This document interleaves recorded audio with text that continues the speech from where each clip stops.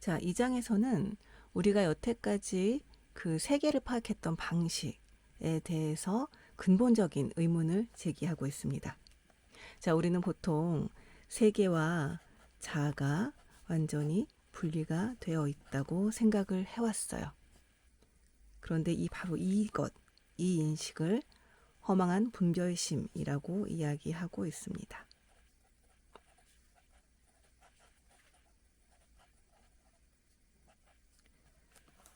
그동안 우리가 어떻게 세계를 봐왔는지 한번 살펴볼까요?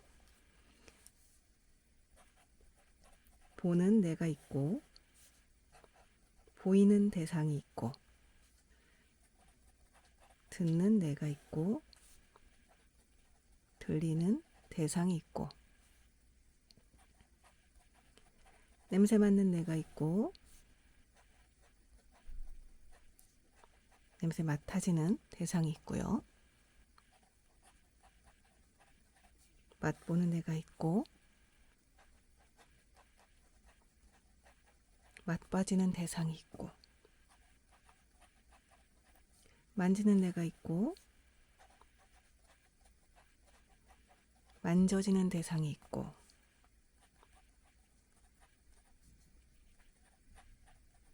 생각하는 내가 있고, 생각되는 내가 있다. 자, 간단하게 정리하자면 이렇습니다. 이것을 내 유깁처라고 하고, 이것을 외 유깁처라고 하지요. 그리고 자, 이 부분,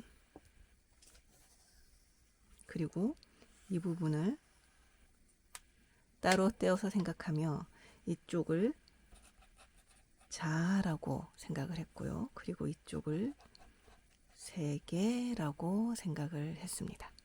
그렇죠? 네. 이것이 뭐가 잘못됐나라는 생각을 하실 텐데요. 부처님께서는 업보는 있으나 작자는 없다 라고 말씀하신 적이 있습니다. 다시 말해서 보는 나 그리고 보이는 대상, 이것이 독자적으로 존재하지 않는다는 것이죠. 이 관계는 있습니다. 보이는 것이 없으면 보는 나는 없어요. 그리고 보는 내가 없으면 보이는 대상도 없습니다. 정말 그럴까요? 그것에 대해서 설명을 해놓은 것이 바로 이 장입니다. 이 사이의 관계는 연기라고 할 수 있고요. 이것을 한마디로 얘기하자면 무아사상이라고 할 수 있습니다. 어떻게 설명을 해놨는지 한번 들어보시죠.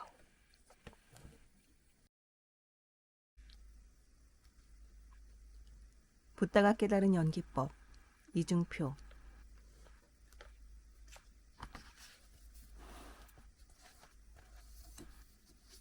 제3장 12입처 3. 자아와 세계의 근원 12입처. 12입처는 세계와 자아를 분별하는 중생들의 허망한 분별심을 의미합니다. 그렇다면 구체적으로 12입처는 무엇일까요? 우리는 나와 세계가 시간과 공간 속에 개별적으로 존재한다고 생각하고 있습니다. 우리는 왜 이런 생각을 하게 되었을까요? 정말 나와 세계는 시간과 공간 속에 개별적으로 존재하고 있는 것일까요? 이것을 알아보기 위해서 우리가 자아라고 부르는 것과 세계라고 부르는 것이 구체적으로 무엇인지를 생각해 봅시다. 우리는 무엇을 자아와 세계라고 부르고 있을까요? 우선 보는 놈을 자아라고 부르고 보이는 것을 세계라고 부를 것입니다. 내가 무엇을 본다라는 말은 세계와 자아에 대한 이러한 신념에서 하는 말입니다. 보는 나와 보이는 세계가 실제하기 때문에 우리는 세계 속에 있는 어떤 것을 보고 있다고 생각하는 것입니다. 세상에는 보는 놈과 보이는 것만 있는 것이 아닙니다. 듣는 놈과 들리는 것, 냄새 맡는 놈과 맡아지는 것, 맛보는 놈과 맛보아지는 것, 만지는 놈과 만져지는 것, 생각하는 놈과 생각되는 것도 있습니다. 이 밖에 또 무엇이 있을까요? 아마 없을 것입니다. 우리는 보고, 듣고, 냄새 맡고, 맛보고, 만지고 생각하는 것을 자신의 내부에 있는 자아라고 생각하고, 보이고, 들리고, 만져지고 생각되는 것을 외부의 세계라고 생각합니다. 이렇게 보는 놈을 안에 있는 자아라고 생각하는 마음을 안입처라고 하고, 보이는 것을 밖에 있는 존재라고 생각하는 마음을 색입처라고 합니다. 다른 것도 마찬가지입니다. 듣는 놈을 자아라고 생각하는 마음을 이입처라고 하고, 들리는 것을 밖에 있는 존재라고 생각하는 마음을 성입처라고 합니다. 이렇게 보는 놈에서 생각하는 놈까지를 나의 몸 안에 있는 자아라고 생각하고 있는 마음이 내육입처이고, 보이는 것에서 생각되는 것까지를 나의 몸 밖에 있는 세계라고 생각하고 있는 마음이 외육입처입니다. 눈이나 귀, 그리고 마음을 입처, 즉 아야따나라고 부른 것은 부처님이 처음은 아닙니다. 찬교가 우파니샤드에 다음과 같은 대화가 있습니다. 내가 브라만의 네 번째 부분들을 알려주겠다. 말씀해 주십시오. 물새가 사띠아 까마에게 말하기를, 총명한 소년아, 숨, 눈, 귀, 그리고 마음이 그 네 번째 부분이다. 이들은 브라만이 머무는 자리의 이름이다. 우리는 숨쉬고 보고 듣고 생각하면서 살아갑니다. 이러한 우리의 삶 속에 자아로서 브라만이 있으며, 브라만은 숨 쉴 때는 숨에 머물고, 볼 때는 눈에 머물고, 들을 때는 귀에 머물며 생각할 때는 마음에 머문다는 것이 우파니샤드 철학자들의 주장입니다. 눈, 귀, 마음은 우리의 자아인 브라만이 머무는 자리, 즉 아야따나에 대한 이름이라는 것입니다. 우리는 사물을 볼 때 보는 자아가 있다고 생각합니다. 즉 보는 자아가 눈에 머물면서 사물을 보고 있다고 생각하는 것입니다. 우파니샤드 철학자들이 눈, 귀, 마음을 아야따나라고 한 것은 이러한 우리의 생각을 대변한 것입니다. 이러한 생각은 실제로 어떤 사물을 보기 전에 이미 우리의 마음속에 자리 잡고 있습니다. 예를 들어 뜰에 피어있는 꽃을 본다고 합시다. 우리는 꽃을 보고 나서 보는 자아는 안에 있고 보이는 꽃은 밖에 있다는 사실을 알게 되는 것이 아니라, 꽃을 보기 전에 이미 자아와 세계를 분별하는 마음, 즉 몸 안에는 자아가 있고 몸 밖에는 세계가 있다는 생각을 가지고 꽃을 보게 됩니다. 그래서 꽃을 보게 되면 내가 보니 밖에 꽃이 있다라고 생각하는 것입니다. 부처님께서 침묵하셨던 문제들은 이러한 생각에서 나타난 문제들입니다. 내가 보니 밖에 세계가 있다. 이 세계는 영원한 것일까, 무상한 것일까? 이 세계는 끝이 있는 것일까, 끝없이 넓은 것일까? 내가 생각해보니 육체와 영혼이 있다.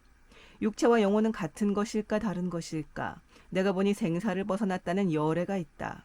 저 열애는 죽으면 우리처럼 죽고 마는 것일까, 죽지 않고 남는 것일까? 이런 문제들이 부처님께서 침묵하신 문제였습니다. 부처님께서는 우리에게 이렇게 자아와 세계를 분별하는 마음을 가지고 보지 말고 사물을 있는 그대로 보라는 의미에서 침묵하신 것입니다. 자바함경 335를 보면 다음과 같은 말씀이 나옵니다. 그때 세존께서 비구들에게 이르시되, 내가 이제 너희를 위하여 법을 설하리라. 처음도 좋고 중간도 좋고 마지막도 좋으며 좋은 의미가 있으며 순일하게 정정함으로 충만하며 맑고 순수한 수행의 길을 알려주는 것으로서 제일의 공경이라고 하는 것이다. 잘 듣고 바르게 생각하라. 너희를 위하여 이야기하리라. 어떤 것이 제일의 공경인가? 비구들이여, 보는 놈은 생길 때 온 곳이 없고 사라질 때 가는 곳이 없다. 이와 같이 보는 놈은 부실하게 생겨서 생기면 곧 남김없이 사라지나니 업보는 있으나 작자는 없다. 이 경은 불교의 공사상을 바르게 이해하는 데 가장 중요한 경입니다. 그래서 그 이름도 제1의 공경입니다. 즉 불교의 가장 핵심적인 가르침은 공이라는 것을 밝히신 경입니다. 이 경에서 안이라고 되어 있는 것을 제가 보는 놈이라고 번역했습니다. 불경에서의 안, 이, 비, 설, 신, 의는 대부분 유깁처를 의미합니다. 육근을 의미하는 경우에는 근이라는 말을 붙여 안근, 이근, 비근 등으로 부릅니다. 따라서 그냥 안이라고 된 것은 대부분 안입처를 의미합니다. 반야심경에 안이 비설 신이 도 육근을 의미하는 것이 아니라 유깁처를 의미합니다. 그래서 이 경에서 안이라고 되어 있는 것을 보는 놈이라고 번역했습니다. 이 경은 우리가 안에는 자아가 있고 밖에는 세계가 있다는 생각 없이 세상을 보는 방법을 이야기하고 있습니다. 부처님의 말씀대로 꽃을 본다고 합시다. 꽃을 보지 않을 때는 꽃을 보는 놈이 없습니다. 그러면 꽃을 보는 놈은 어디에 있다가 나타났을까요? 눈 속에 있다가 나타났을까요? 머릿속에 있다가 나왔을까요? 보는 놈이 눈 속이나 머릿속에 있다면 밖에 있는 꽃을 보러 나오기 전에는 눈 속이나 머릿속을 보고 있어야 할 것입니다. 왜냐하면 이것은 보는 놈이기 때문입니다. 그런데 우리가 밖에 있는 것을 보지 않을 때는 보는 놈이 어디에도 없습니다.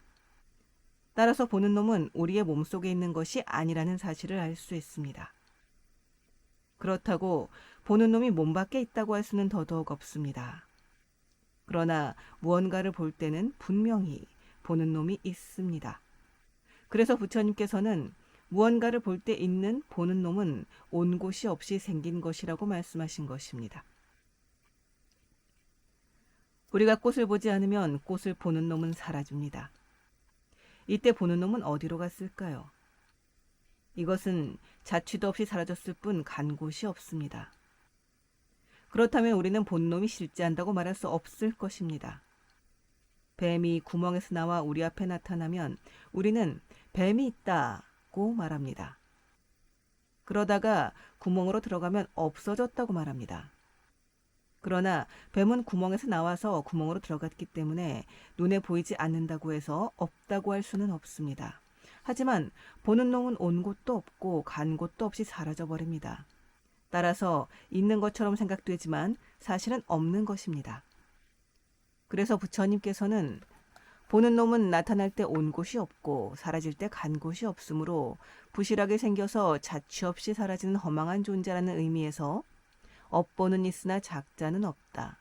즉 꽃을 보는 업이 있으면 그 결과로서 보는 놈이 나타나지만 우리 몸 안에 꽃을 보러 나왔다가 꽃을 보고 다시 들어가는 자아로서의 보는 자는 없다고 말씀하신 것입니다. 부처님께서는 업보는 인정했지만 업을 지어서 그 결과를 받는 자아는 인정하지 않았으며 이것이 불교의 무아사상입니다. 어떤 사람들은 불교는 무아사상이니까 업보설과 모순된다고 주장하기도 하지만 사실은 불교의 업보설이 그대로 무아설입니다. 이러한 업보설과 무아설을 바탕으로 불교에서는 윤회와 해탈을 이야기합니다. 아무튼 이렇게 자아와 세계를 분별하는 마음 없이 사물을 보면 우리의 생각이 크게 잘못된 것임을 알 수 있습니다. 보는 놈이 허망한 존재라면 보이는 것도 진실한 존재라고 할 수 없습니다. 보는 놈이 없으면 보이는 것도 없기 때문입니다. 여러분 가운데서는 그렇지 않다고 생각하실 분이 있을지도 모르겠습니다. 내가 보지 않는다고 해서 저 꽃이 없어지는 것은 아니지 않느냐는 것이죠. 그러나 우리의 눈에 보이는 모습이 꽃의 참모습은 아닙니다. 벌이나 나비는 우리가 보지 못하는 자외선을 볼 수 있다고 합니다. 벌이나 나비는 우리가 보지 못하는 자외선을 보기 때문에 이들에게 보이는 꽃의 모습은 우리에게 보이는 모습과는 전혀 다를 것입니다.